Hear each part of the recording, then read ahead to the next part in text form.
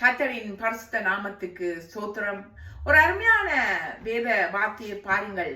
1 Samuel 2:4 இப்படியாக சொல்கிறது, பலவான்களின் will முறிந்தது, தள்ளாடினவர்களோ பலத்தினால் இடை கட்டப்பட்டார்கள். தள்ளாடினவர்களோ பலத்தினால் இடை கட்டப்பட்டார்கள். இது அன்னாள் பாடிய பாடல் பகுதி.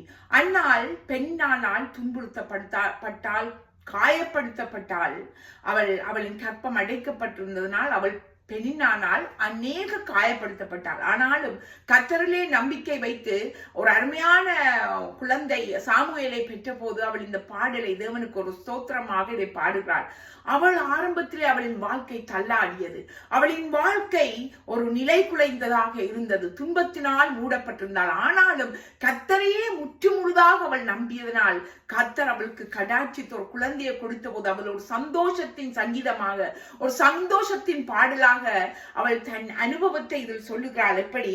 பலவான்களின் வில் முடிந்தது, தள்ளாடினவர்களோ பலத்தினால் இடை கட்டப்பட்டார்கள். தள்ளாடி நின்றவர்கள் பலத்தினால் இடை கட்டப்பட்டார்கள்.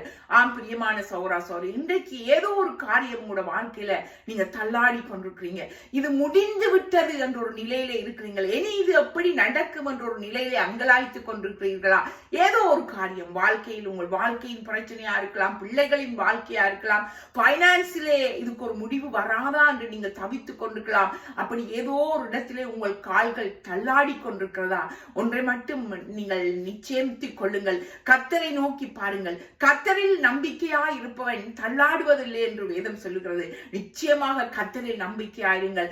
அவர் உங்களை பாதுகாத்து உங்கள் தேவைகளை சந்தித்து வழிநடத்த அவர் போதுமானவராய் இருக்கிறார். தள்ளாடியவர்கள் தேவனை நோக்கி பார்க்கும்போது நிச்சயமாக வெட்கப்பட்டு போக மாட்டார்கள். ஆமேன். God bless you.